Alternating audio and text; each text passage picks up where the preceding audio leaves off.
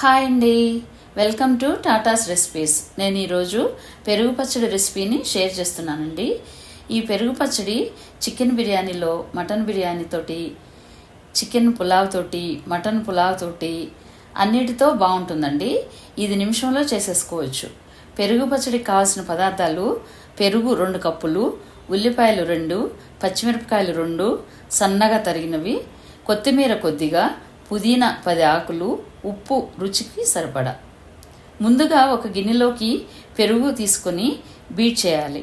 తర్వాత ఉల్లిపాయలు, పచ్చిమిరపకాయలు, కొత్తిమీర, పుదీనా అన్నిటినీ నీట్గా కడిగి కట్ చేసి పెట్టుకోవాలి. బీట్ చేసిన పెరుగులో ఉల్లిపాయ ముక్కలు, సన్నగా తరిగిన పచ్చిమిరపకాయ ముక్కలు, కొత్తిమీర, పుదీనా, ఉప్పు అన్నీ వేసి బాగా కలపాలి. అంతే, కమ్మటి పెరుగు పచ్చడి రెడీ.